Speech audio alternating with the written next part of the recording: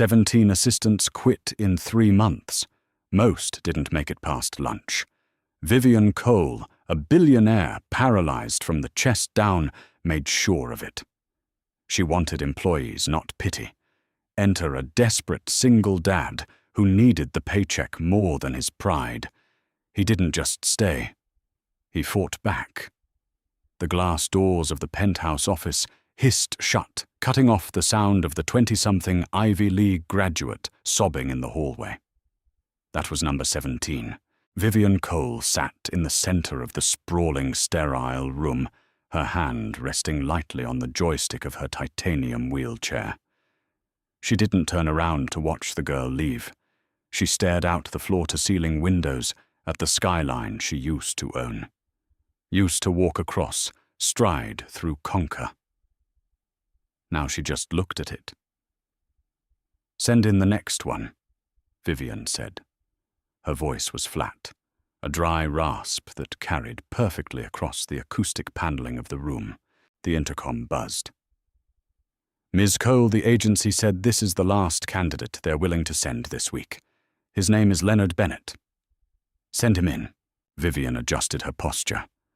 It took effort. Her core muscles were dead weight, useless meat and bone beneath her tailored silk blouse. She relied on the rigid backrest and a strategically placed strap hidden by her blazer to keep her from slumping like a broken doll. She hated the strap. She hated the chair. Most of all, she hated the look people gave her when they walked into the room and realized the rumors were true. The great Vivian Cole, tech magnate and notorious corporate predator, was a high-tech vegetable. The doors hissed open. Heavy footsteps. Not the quick, nervous clicking of expensive loafers or heels. These were the dull, grounded thuds of rubber-soled work boots. Leonard Bennett walked in. He didn't gasp. He didn't avert his eyes. He stopped 3 feet from her desk hands, shoved into the pockets of a suit that was 5 years out of date and bought off a rack at a discount store. He was tall, mid-30s with tired eyes, and the kind of posture that suggested he carried heavy things for a living. Leonard Bennett. Vivian stated not a question. She spun her chair around to face him.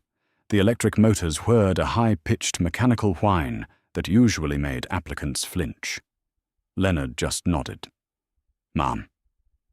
"You don't have a background in executive assistance," she said, reading the tablet mounted to her armrest. "You spent 10 years in construction management. You ran crews. You poured concrete. Why are you applying to manage my schedule and hand me my coffee?"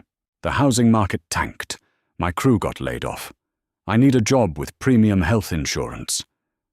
Leonard's voice was gravelly, devoid of the usual sycophantic customer service cheer. "Premium health insurance?" Vivian echoed a bitter smirk, twisting her lips. "So you're here to bleed my benefits package?" "Yes." The honesty caught her off guard. Just a fraction, but enough to make her narrow her eyes. "You do realize what this job entails. You aren't just managing my emails, Leonard. I am paralyzed from the T4 vertebra down. My hands have limited dexterity. I drop things. I need help transferring. I need someone to cut my food if my spasms are acting up. If you're looking for a desk job where you can browse the internet between taking calls, the elevator is right behind you." To prove her point, Vivian deliberately nudged the expensive ceramic mug on her desk. It shattered on the hardwood floor. Coffee splattered across the toes of Leonard's scuffed boots. The room went dead silent. This was the test. Candidate 12 had gasped and apologized. Candidate 15 had frozen in panic. Candidate 17 had tried to wipe it up with a silk handkerchief while crying. Leonard looked down at his boots. Then he looked at the shattered ceramic. Slowly he crouched. He didn't rush. He didn't panic. He picked up the large shards with thick, calloused fingers, stacking them neatly into a pile. He pulled a wad of brown paper napkins from his coat pocket, the cheap kind you get from a gas station, and wiped up the puddle. He stood up, dumped the mess into the wastebasket, and met her gaze. "Next time you want to test me, Miss Cole throw water, coffee stains, and I only have 2 ties." Vivian stared at him. Her chest rose and fell in a shallow mechanical rhythm dictated by her damaged diaphragm. "You're hired," she snapped. "Your shift starts now. Clean out my inbox, organize the merger files for the board meeting at 2, and order me a replacement mug. Don't speak to me unless it's strictly necessary." Leonard didn't smile. He didn't thank her. He just pulled out a notebook. "Where do you keep the trash bags?" By noon, Vivian was actively trying to break him. She demanded he reorganize a filing cabinet that hadn't been touched in 3 years, knowing full well the bottom drawers were jammed. She sent him across the building to retrieve a specific financial report from legal, only to call him halfway there and change the destination to marketing. She was curt. She was demanding. She was exactly the monster the press claimed she was. Leonard took it. He sweat through his cheap dress shirt, but his expression never shifted from a state of mild, exhausted annoyance. He wasn't afraid of her. He just seemed to view her as bad weather. Something you couldn't control, so you just put your head down and worked through it. At 1:45 p.m., she told him to prepare her for the board meeting. "I need my jacket adjusted," she commanded, sitting rigidly in front of the mirror. Leonard walked up behind her. He hesitated for a fraction of a second. Touching her was the line most assistants couldn't cross without trembling. They treated her like she was made of spun glass. "Grab the collar, pull it down, and smooth the wrinkles over the shoulder blades," she instructed, her tone dripping with impatience. "Don't hover. I'm paralyzed. I'm not radioactive." Leonard grabbed the fabric. His hands were heavy, warm, and steady. He yanked the silk jacket down with a firm, practiced motion, smoothing it flat against her back. He didn't apologize for jostling her. He didn't ask if she was okay. "Good enough?" he asked. Vivian looked at his reflection in the mirror. His jaw was set tight. He looked exhausted. "It's fine. Bring the tablet." As they moved toward the boardroom, Leonard's cell phone buzzed. It was a loud, obnoxious, generic ringtone. "Turn that off," Vivian snapped. "No personal calls on the clock." Leonard pulled the phone from his pocket. He looked at the screen. A muscle feathered in his jaw. He silenced it, shoving it back into his pocket without a word. He pushed the heavy boardroom doors open for her chair, his face a granite mask. Vivian noticed. She always noticed, but she didn't care. He was just another temporary fixture. He'd be gone by Friday. Friday came. Leonard didn't quit. Monday rolled around. He was there at 6 a.m. sharp, holding a black coffee and a stack of printed briefings. By Wednesday of his second week, the uneasy truce began to crack under the sheer pressure of Vivian's reality. It was 4 p.m. The rain was lashing against the glass of the penthouse. Vivian had been in a foul mood since her morning physical therapy session. The spasms in her legs were vicious today, violent, involuntary jerks that shot up her spine and left her exhausted. She was reviewing a contract at her desk. Leonard was at the small side table, sorting through a mountain of physical mail. Suddenly, Vivian's right leg kicked out. The spasm was brutal. Her knee slammed upward into the underside of the heavy mahogany desk. The dull thud echoed in the room.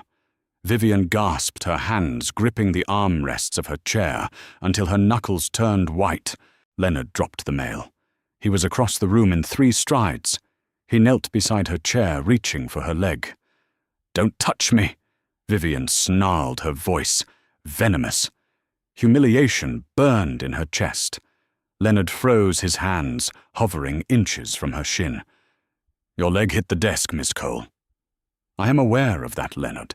Get back to work." "I need to check it." "I said leave it alone." She shoved her joystick forward, trying to back away, but Leonard planted his hand on the arm of her wheelchair, stopping the motors dead. "Ms. Cole," Leonard said. His voice was dangerously quiet. The gravel in it had turned to stone. "You can't feel your legs. You hit that wood hard enough to dent it. If you broke the skin or fractured something, you won't know. And if it gets infected, you'll end up in the hospital. I'm not letting you risk a bone infection because you're too proud to let me look at your shin." Vivian glared at him. The rage in her eyes was enough to peel paint. "You are my assistant. You are not my doctor. Right now I'm the guy keeping you out of the ER," Leonard shot back. He didn't wait for permission. He rolled her pant leg up. There was a nasty, deep scrape across her shin, already welling with dark blood. It wasn't broken, but the skin was torn. Vivian watched his hands. She felt nothing. Absolutely nothing. It was her body bleeding, and she was entirely disconnected from the trauma. The phantom disconnect made her nauseous. Leonard let out a long breath. "It's bleeding pretty good. I'll get the first aid kit." He stood up and walked to the bathroom. He returned with gauze, antiseptic, and tape. He knelt back down, tearing open the alcohol wipe. "It's going to ruin the slacks," Vivian muttered, staring at the ceiling. Her voice was brittle now. The anger had burned off, leaving only the bitter ash of her reality. "I'll soak them in cold water," Leonard said, pressing the gauze to her shin. "Blood comes out if you treat it fast. You know a lot about laundry." "I have a 7-year-old daughter," Leonard said. He taped the gauze tightly. "She gets nosebleeds when the air gets dry. You learn." It was the first piece of personal information he had volunteered in 10 days. Vivian looked down at him. The crown of his head, the grey hairs mixed into the dark brown. "Is that why you need the premium health insurance?" Vivian asked. "For the nosebleeds." Leonard stopped. His hands rested on his knees. He didn't look up. "She has severe asthma. Her lungs are scarred from a bout of pneumonia when she was 3. The inhalers, the nebulizer treatments, the specialist visits. It runs about $3,000 a month out of pocket. My old insurance capped out." Vivian swallowed. The sterile silence of the office pressed in on them. "And the mother?" "Gone," Leonard said simply. He rolled her pant leg back down, hiding the bandage. "She couldn't handle the hospital visits, packed a bag and drove to Texas 4 years ago." Leonard stood up, taking the bloody trash with him. "There. You'll live to yell at me tomorrow." Vivian watched him walk to the sink. For the first time in a year, she felt a crack in her armor. She had spent 12 months pushing everyone away, convinced that anyone who stayed was either pitying her or stealing from her. She looked at Leonard, a man drowning in his own life, who looked at her not as a tragedy, but as a job. "Leonard," she called out. He paused by the sink, looking over his shoulder. "The board meeting ran late yesterday. You missed a call." Leonard's jaw tightened. "I know." "Was it her school?" "It was her babysitter. She was having a bad breathing episode. They had to use the rescue inhaler." His voice was perfectly level, but his grip on the edge of the counter was white-knuckled. "She's fine now. My neighbor sat with her until I got off shift." Vivian felt a cold spike of guilt. She had kept him late to reread a document they both knew was already approved. A petty power play to test his limits. While she was playing games, his kid couldn't breathe. "Why didn't you say anything?" Vivian asked. "Because you're the boss," Leonard said, turning to face her. "And if I leave early, you fire me. And if you fire me, Lily loses her insurance on the 1st of the month." He walked back over to the mail table and picked up his stack of letters. "I need this job, Ms. Cole. I don't care how many mugs you break or how many files you make me sort. I'm not quitting." He sat down and started slitting envelopes. The scraping sound of the paper opener filled the room. Vivian stared at her desk. She slowly reached out and touched the edge of the mahogany where her knee had hit. It was dented. She pressed the intercom button on her desk. Security. Send up my driver. Leonard looked up. You have a meeting with the CFO in 20 minutes. Cancel it, Vivian said. She backed her chair away from the desk, spinning it toward the door. Grab your coat, Leonard. Where are we going? To your apartment, Vivian said, her tone leaving absolutely no room for argument. We're going to pick up your daughter. If you're going to work 80 hours a week for me, I'm not going to be responsible for her sitting with a neighbor every time she stops breathing. Leonard stood up, completely bewildered. Miss Cole, you can't just... I own the building, Leonard. I can do whatever I want. There's an empty office next to mine. It has a sofa. She can do her homework there. Vivian stopped her chair at the door and looked back at him. Her eyes were sharp, devoid of pity, completely transactional. You need the insurance. I need someone who doesn't cry when I drop a cup. Bring the kid. We have work to do. Leonard stared at her for a long, heavy moment. Then slowly he reached for his coat. Yes, ma'am. The executive suite of Cole Holdings smelled like millions of dollars. Ozone-imported leather and expensive espresso. By Friday of Leonard's third week, it also smelled like grape-flavored children's Motrin. The adjacent office, formerly a staging room for high-level acquisitions, now housed a portable nebulizer, a stack of heavily creased coloring books, and a 7-year-old girl named Lily. She was a quiet kid. Too quiet, Vivian noted. Lily had the same dark, watchful eyes as her father. She didn't run around. She didn't touch the expensive glass sculptures in the hallway. She sat at a heavy oak conference table, her legs dangling far above the floor, meticulously coloring inside the lines, while drawing breath through a plastic mask strapped to her face. The nebulizer machine rattled like a dying lawnmower. Vivian sat at her desk reviewing the quarterly projections. The rattling noise bled through the open door. A month ago, Vivian would have fired anyone who dared to clear their throat too loudly on this floor. Now she just turned up the volume on her headset. Leonard walked in, carrying 2 bottles of water and a lukewarm coffee. He set the coffee on Vivian's desk exactly 2 inches from the edge of her keyboard, the precise distance where she wouldn't bump it during a muscle spasm. The machine has 10 minutes left, Leonard said, glancing toward the open door.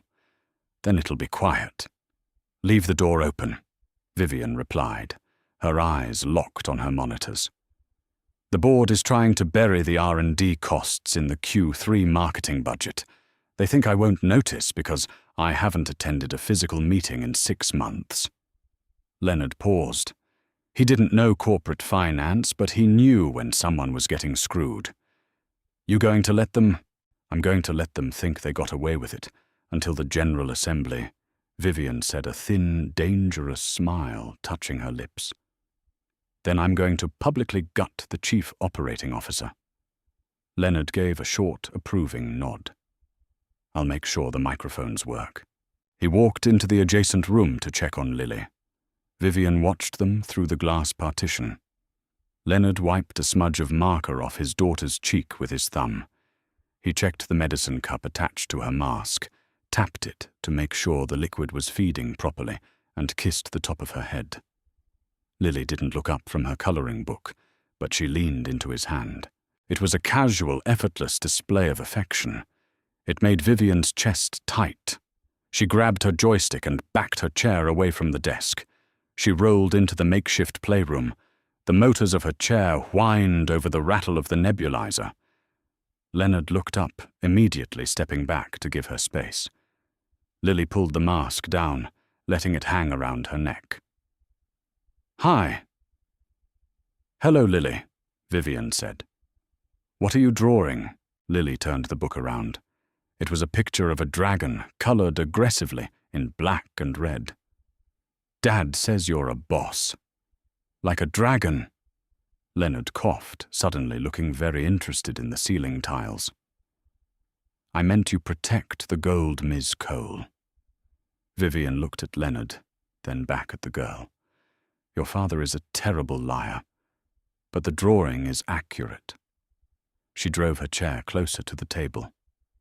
He also tells me your lungs don't work the way they're supposed to. Leonard tensed. People didn't talk to Lily about her asthma. They usually tilted their heads, offered pitying smiles, and changed the subject. Lily just shrugged. The tubes get tight, then I can't breathe. Dad has to give me the medicine or take me to the big hospital. It's a design flaw, Vivian said flatly. Lily tilted her head. What? A design flaw, Vivian repeated. She pointed a perfectly manicured, largely useless finger at her own legs. My spine has a design flaw. The nerves are severed. The brain sends the signal to walk, but the message gets lost in the mail. Your lungs have a flaw. The air comes in, but the tubes panic and close up. Lily stared at Vivian's legs.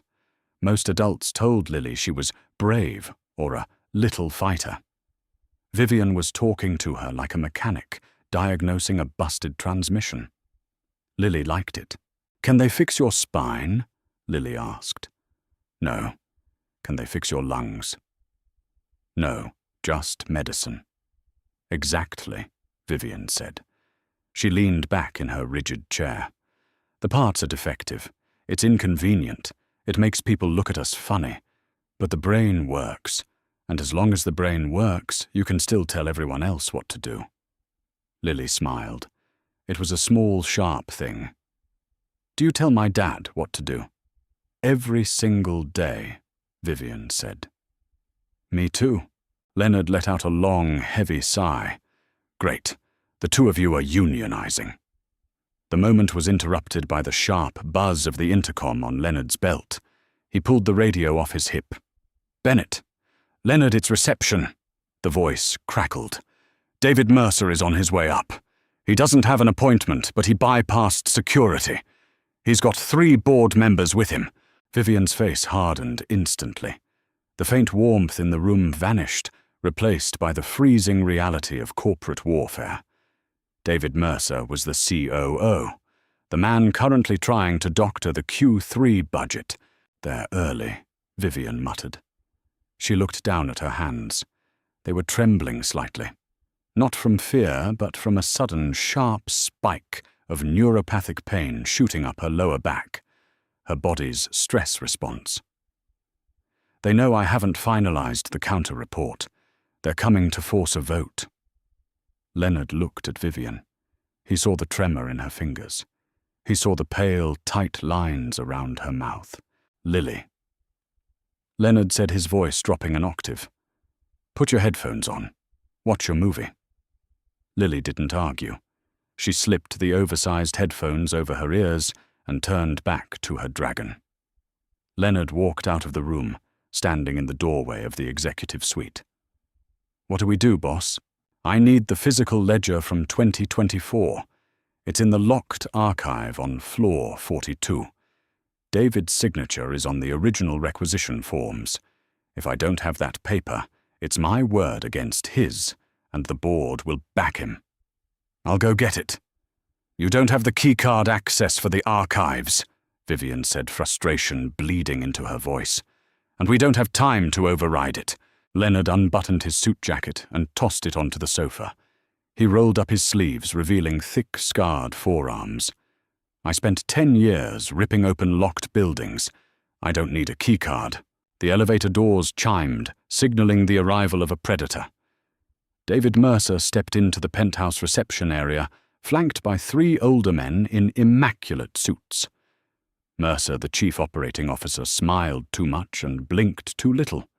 He smelled weakness like a shark smelled blood, and for a year he had been circling Vivian's wheelchair. Vivian, darling, Mercer called out, pushing open the glass doors without bothering to knock. Vivian sat perfectly still behind her desk. Her hands were folded in her lap, deliberately hiding the slight tremors of neuropathic pain shooting up her spine. David. You're trespassing. Just an impromptu status check, Mercer said. He walked right up to her desk, leaning his weight over the mahogany. It was a deliberate, calculated intimidation tactic, a standing man looming over a paralyzed woman. The board is concerned. You've isolated yourself. And now I hear you've turned the executive floor into a daycare. He gestured vaguely toward the closed door of the adjoining office. My assistant required an accommodation. Vivian said, her voice ice cold. Your assistant is a former bricklayer who doesn't even know how to format a spreadsheet. Mercer laughed. Let's stop the charade. The accident took a toll. Nobody blames you, but you are physically incapable of running this company. We are triggering Article 14, a vote of no confidence based on medical incapacity. Vivian's heart hammered against her ribs. Article 14 wouldn't just strip her of the COO title. It would strip her of her voting shares. They were stealing her legacy. You need evidence of mismanagement, David. My brain is fine. The Q3 deficit is evidence enough, Mercer said smoothly. You approved terrible R&D spending that will tank our stock. You authorized those expenditures, David, not me. Mercer's smile widened into a cold, victorious smirk. Prove it. My digital signature isn't on anything. The heavy oak doors of the office swung open with a violent crack. Mercer spun around. Leonard Bennett stood in the doorway, breathing heavily. His knuckles were raw, scraped, and bleeding slightly onto the cuffs of his white shirt. Under his right arm he carried a 30-pound, dust-covered banker's box. He didn't look at the board members. He walked straight to Vivian's desk and slammed the heavy box down. The sound echoed like a gunshot. Dust plumed into the sterile, air-conditioned room. What the hell is this? Mercer snapped. Leonard ignored him. He pulled a utility knife from his pocket, sliced the heavy packing tape, and ripped the lid off. Reaching inside, he pulled out a thick, blue-bound ledger and placed it precisely in front of Vivian. Ledger 2024. Leonard said, his voice rough and breathless. Floor 42. They tried to tell me the electronic lock was jammed. Turned out the hinges weren't.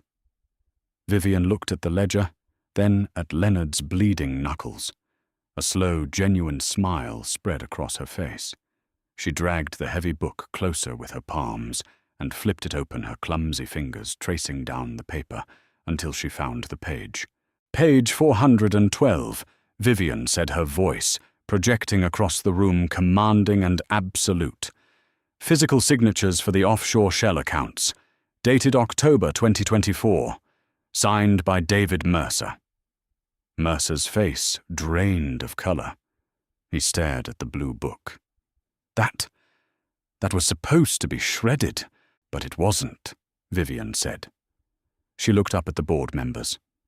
Gentlemen, David just confessed to hiding millions to trigger a hostile takeover, relying on the assumption that a paralyzed woman couldn't get down to the basement to check his math. The board members shifted uncomfortably instantly, stepping away to distance themselves from Mercer. Mercer's jaw clenched. His face flushed a dark, angry red. You crippled bitch.